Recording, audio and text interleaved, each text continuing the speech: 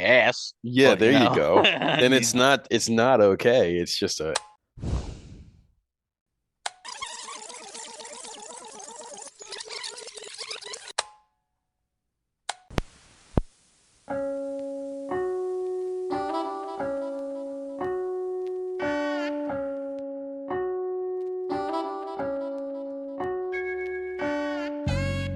I'm Rich. and I'm Josh. Make sure your Walkman is at full battery because we're diving into our dad tapes.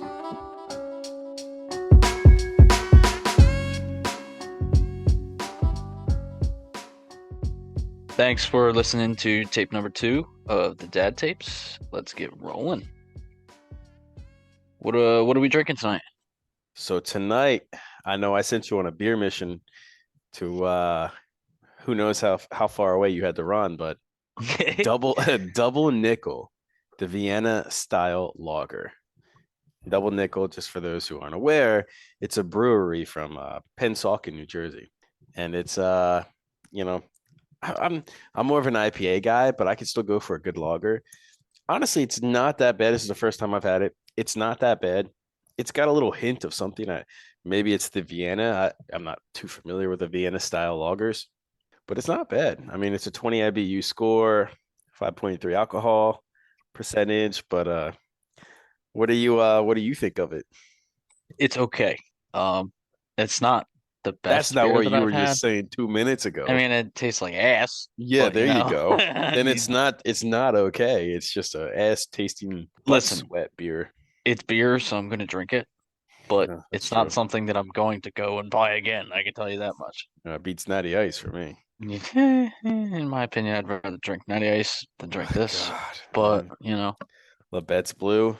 yeah, that's my Yeah. beer. PBR. Mm, Bush. hmm eh, Yeah, I'm not a big Bush guy either. PBRs I'll do, but so what's been up, man? not much, man. You know, just been kicking back, still playing Playing video a games. lot of Call of Duty, I'm sure, huh? Yeah. Yeah, it's just playing before we started recording this. I mean, what's been going on, dude? Like, what's up? What's up with work? Have you even gotten any notification on when the company's going to get some contracts near you, or what? I haven't heard shit. Is that a good sign or a bad sign, Mm. or is that kind of status quo? In my opinion, I think it's a bad sign. That's why I've been looking elsewhere. So, You think they're kind of like? Do you talk to anybody who was on your crew, and are they back, or none of the guys that I worked with are back yet. So it's not looking good for the company. I mean, in my opinion, when stuff like this happens, it's never good. And I think that the company is probably gonna downsize big time.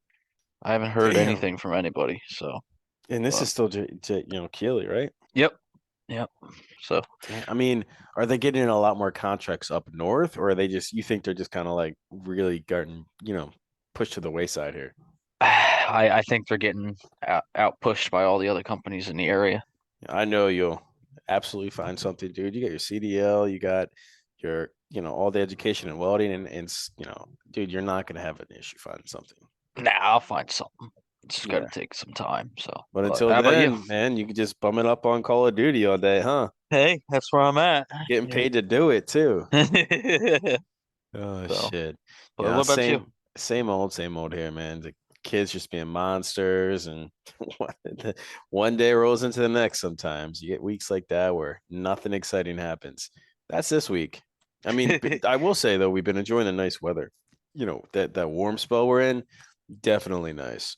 Kids love it. It's easy to get outside, do some yard work. There you go.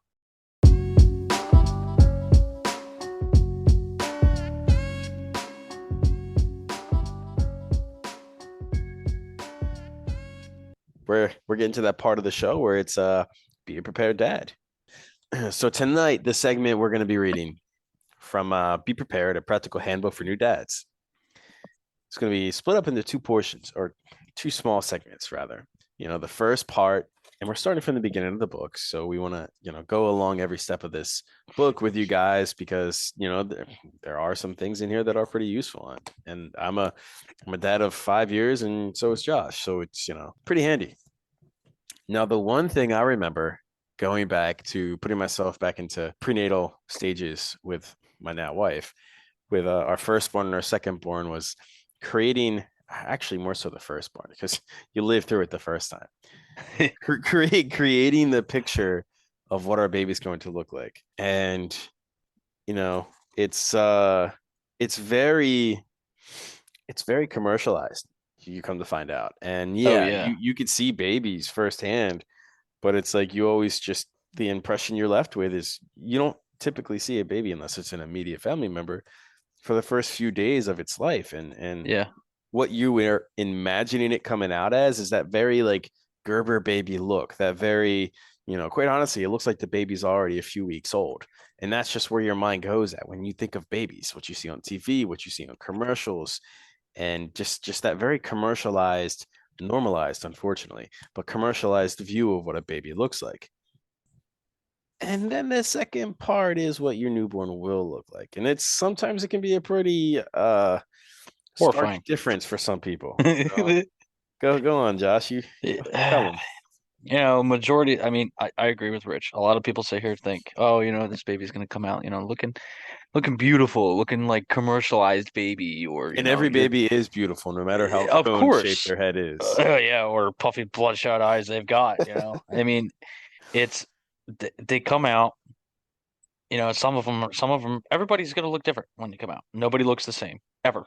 Majority of the time, the babies are gonna come out. They're gonna have a lot of, unesthetically pleasing features that Hmm. you might think, but it's not something that's gonna be, forever, obviously. But You might think it at the sometimes, time. You might think yeah, that it yeah, is. yeah, oh Like yeah, when Declan came out, man, I know flat noses can be an issue. I don't want to say an issue, but it can be a thing, because the baby, the way they position themselves up against the bone and the lining. And Declan smushed his nose. And honestly, it was not only smushed, but crooked. It had a mean left hook to it. And we yeah, were just both like, oh my God, his nose. Like we're new parents. This was our first baby, and we know what to expect. And it's like, hey, it's not gonna look of what you're imagining it's gonna look like, but none of us predicted. We were like concerned, yeah. And yeah, this little kid's nose is like almost sideways and smushed up to his face. Like all he has is little slits, a yep, wide, fat little nose, and it's like, what the heck? It can be scary, but yeah, it's important to be aware that it's not going to look like that. I mean, you could even talk about how, the genitals get swollen. That's crazy in itself, man. yeah, and then a cone-shaped head, Exactly. squeezing through the womb and everything. It's a lot to take in at first, but it's not something that's permanent. So it's like everybody gets, scared at first, but it's something that's naturally going to happen. There's not much, there's nothing you can do about it.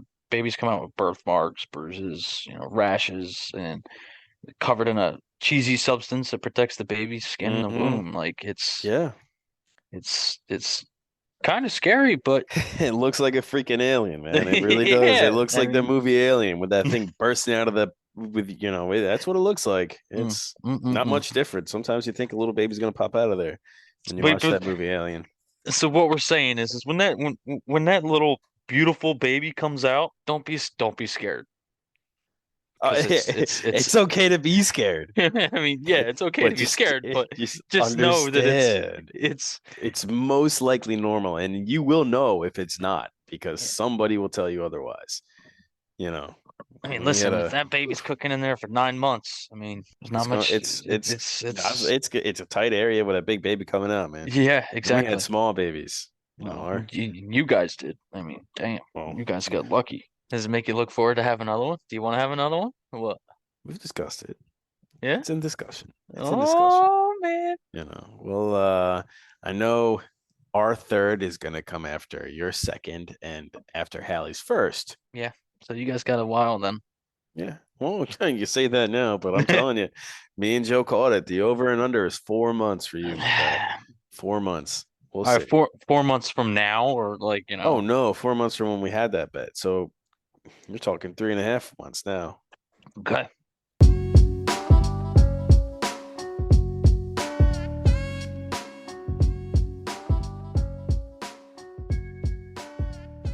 Podcasting is a passion for me now, and it really stems from time spent listening to podcasts. I mean, an array of podcast selections, like you're talking like dad stuff or sports stuff or self-help stuff, things like that, like anything and everything, docu-series, just normal BS.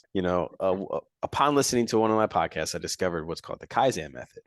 Have you ever heard of the Kaizen Method before Uh, this? before this, no. Until you brought it up to me. I didn't dig into it too much, but I did dig into it a little bit. It's actually like really enlightening. It is. No, it really is.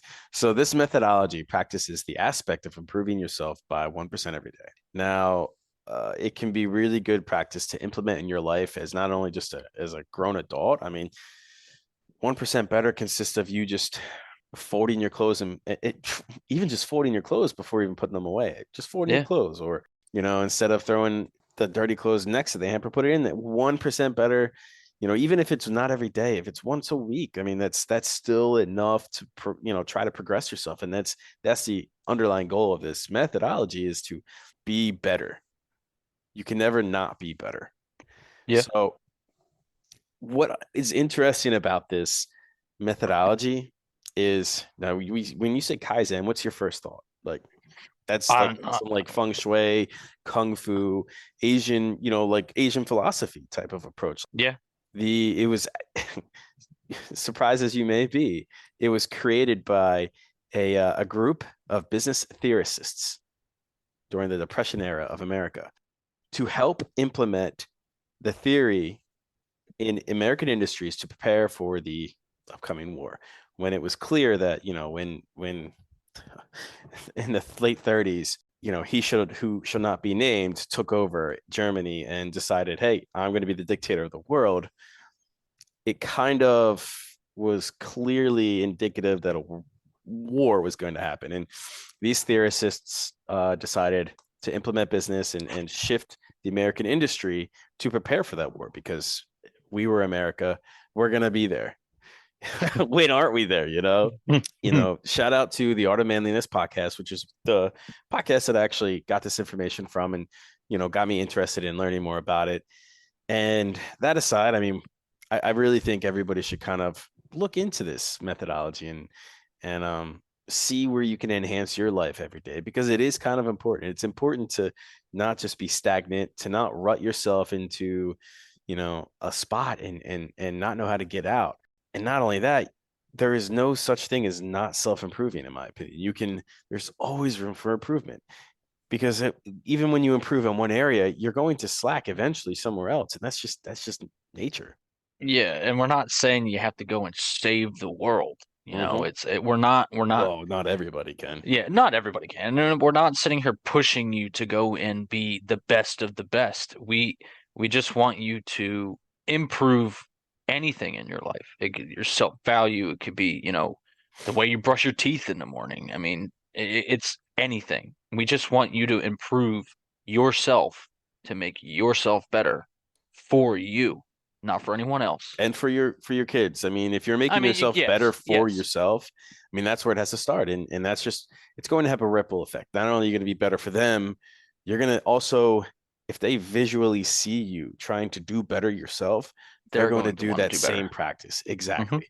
They're going to step up to the plate and they're going to try themselves, challenge themselves, and they're going to do just as much as you're trying to do for yourself, leading by Exactly. example. So, kind of circle back to the introduction part of this, the Kaizen method, the way that the Kaizen method was actually labeled. So here we are, World War II, post World War II. We'll just start there. Post World War II, not the Nazis are defeated. Here we are. We obviously, Japan was a part of the alliance between, the Nazis and at one point in time the Italians, and the Axis, if we're going to call them that. And they were not the Allies. So at the end of the day, when Japan kind of crumbled and after we did what we did there, these same group of business theorists went over to Japan and promoted this theory in their businesses to get their industry, their industrial booming again. Yeah. That is actually where the Kaizen comes from. And Kaizen itself, from what I've read, it actually means is slow improvement Mm. in Japanese. Now, this is just from what I've read, and the guy who actually does this podcast, he's a pretty good. He's good at his own citations and his own researchers. He's an author himself, so I trust his information. I didn't double check it though. But that being said, that's where the term Kaizen comes from. Toyota was one of the major companies who not only implemented this approach, but capitalized on this approach and have almost perfectly executed this approach. Because I mean, let's just all be honest, a Toyota car, a Toyota truck, a Toyota SUV. I mean, I love my 4Runner. So at the end of the day, I think that it clearly works. Oh yeah. So Josh, I wanted to be it that this is our topic, obviously, I wanted to ask you a couple of questions. Um, my first question, now it's a two-part question. All right. Okay. Hmm. Without trying to be as not overly critical or not critical enough about yourself, where in your life do you think you can prove as one, a father, and two, as a man? Well, personally, I've been trying to work on my patience lately. Okay, Um, that's a big one.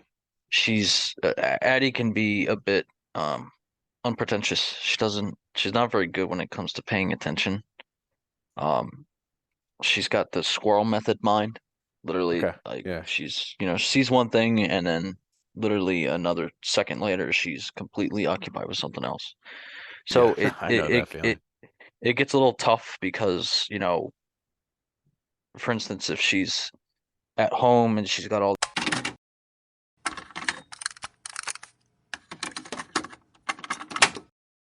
these toys out and everything, and I try to tell her like, hey, if you're gonna go play with something else, at least put away with what you have already out Hmm. and then play with something else. Um, but she's getting better with that.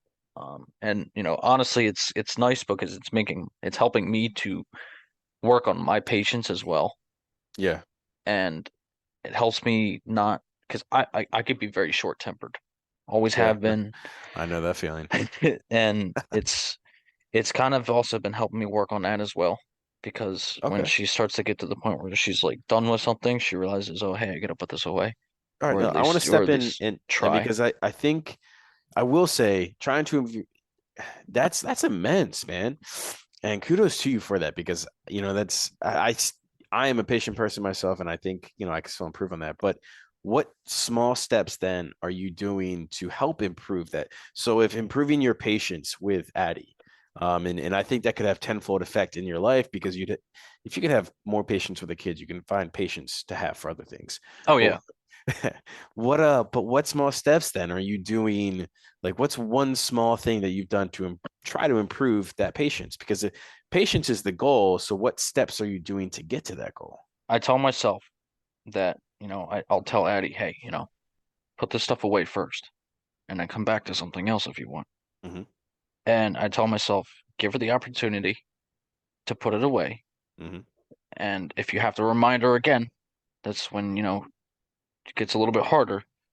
But I try not to go and want to get to that second level because that's when I start to lose my patience. Yeah. So I try to be as clear as possible the first time. That way she understands what I'm talking about and can say, okay, hey, I'm gonna go put this stuff away so I can do something else. Hmm.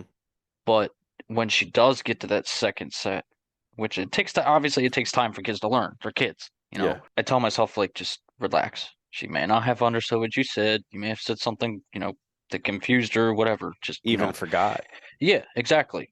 You Yeah. give them the benefit of the doubt, and if you have to say it again, you have to say it again. Just Hmm. remember that like they're children. Yeah. They're not grown adults that, either one are going to completely ignore anything you say or just completely blatantly not give a shit about what you have had to say. Or hey man, I forget when she'll ask you to do stuff all the time. Yeah, I And mean, it's like listen, I do I'm a too. grown adult, Yeah. It's so I get it. Like dude, that is a process. And that's what we went through with Declan at one point in time, putting toys away and being able to revisit that when you need to, because yeah, the first time, even the second time, things don't always get through. No, It's just patience. And so but those improvements then, how are you going to like what's your parameters for assessing yourself and scaling that actual improvement? I mean, how are you going to really assess yourself in the improvements you've made? Honestly, I don't know. I haven't quite figured it out myself yet. I'm still trying to figure it out. Hmm.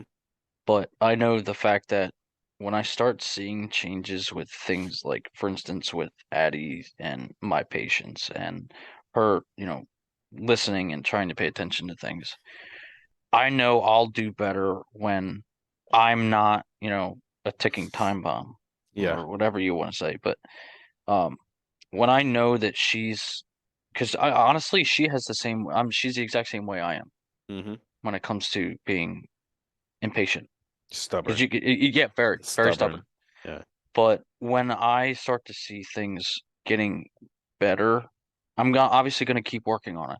I don't Hmm. want to sit here and tell myself, oh, okay, she's doing good. I'm gonna like stop or whatever. No, I want to keep that going. Yeah, like yeah, you don't want to become complacent because No, you've seen the improvement and you're like, okay, that improvement's great. No, you want to keep striving, just like you just exactly. said. You want to keep doing it. I wish Declan would just wipe his own butt and wipe it well. That's all I'm gonna say. That's where the improvement is. Anyway, Okay, so like what about you? Like I mean, I know we talked about me for a good amount of time there, and when it comes to doing the same thing with yourself, like what do you do in your life that you think you can improve 1% as a father yourself and as a man? I mean, as a father, I guess I could be a little strict, and I've been working on trying to not be as strict. I guess, I find myself stricter with him than I do with her, quite honestly. And I think that comes down to a lot of just age, where they are at in their ages right now. He's just naturally more challenging. I mean, he's found his voice. He's finding his attitude, he's finding his independence, and for him especially, we've noticed a difference because he was verbally delayed, Yeah, so he couldn't talk for the longest time, and he couldn't tubes in his ears, a whole mess. Ultimately, he would be frustrated when he was really little because he yeah, just couldn't even communicate. Whereas like Bridget, on the other hand, she's talking already, definitely ahead of where he was. So I find myself a lot stricter with him. And I just, the small steps I'm doing to try to improve myself on being less strict with him is trying to turn my own frustration into excitement to allow him to just embrace that. yeah, It's a very tough battle. It's tough when you're, oh man, I don't he's almost both of our oldest, man. I mean, Addie and Dex they're not even, they're kids now, man. They're not yep, even toddlers anymore. no, but So not. it's like just trying to allow that growing person to just be themselves, find themselves, and continue to be themselves with guiding them. Of course, I'm not going to let that kid be a freaking maniac. Evil But Knievel here. yeah, but at the end of the day, it's challenging. It's absolutely challenging. And it's tough for me to measure that, like the success of that, because he grows every day as well as I grow every day, and he's just as challenging, and he's going to continue to challenge. So I think that's a long, long battle, but small improvements, absolutely. I could think of like 100 damn different things here, Yeah, like as a man, like finish the freaking bathroom I want to do. And well, first step of that is going to get the supplies, like, yeah, but yeah, personally, I have been improving my voice for myself. I have been improving that in my life, and I know it's important because it's teaching him. And quite honestly, he's the one who kind of inspired me, seeing how he's grown so much into his own voice at such a young age, from at one point in time not even being able to talk or vocalize things, and seeing how frustrated he gets. I mean, and then now seeing him, it's like, okay, like he's a kid and he can speak up for himself. I'm a grown man, why can't I? yeah, yeah, So, that's some of the own personal things that I've been trying to improve on. And I know the focus is more or less small aspects. So the small improvements on that is just being a little bit more. I term it impulsive, but I know that's not what I'm saying. It's like just allowing to speak my feelings as soon as they happen.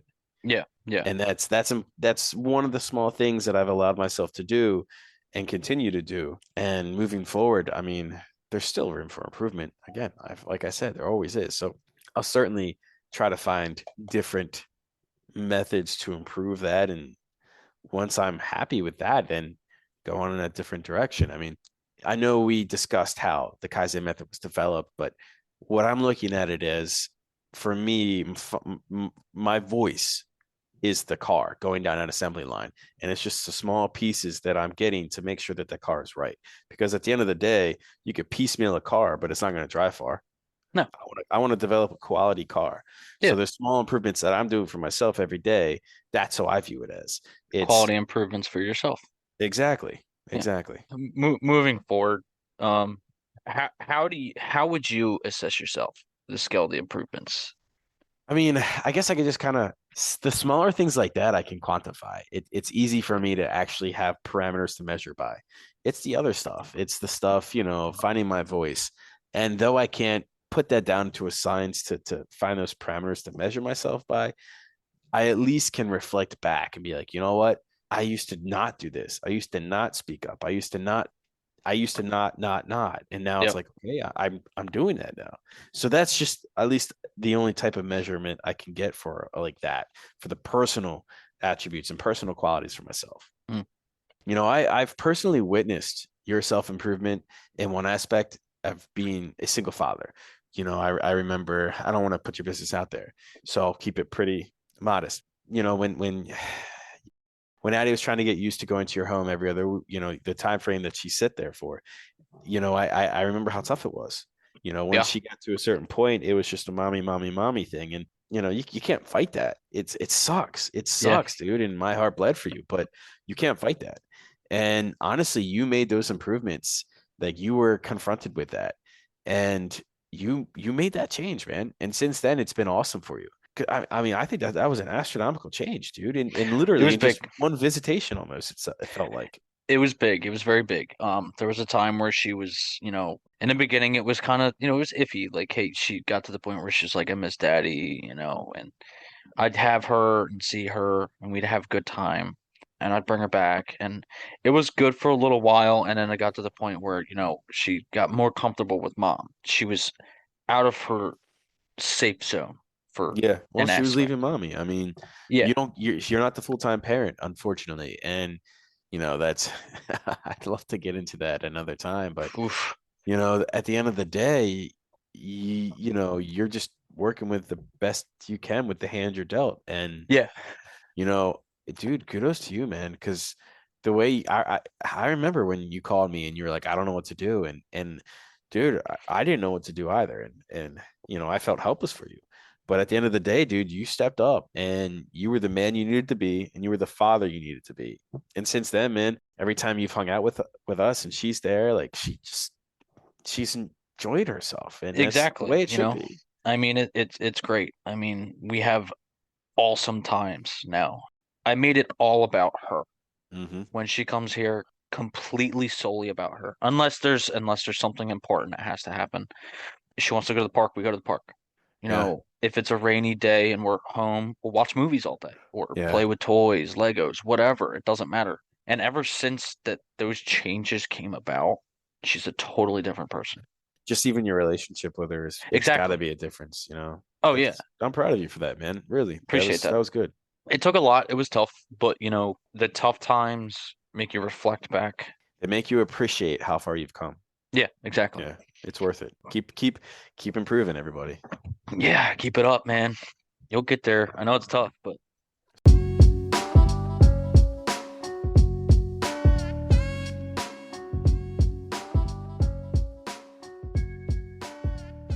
Dear internet, meet dad.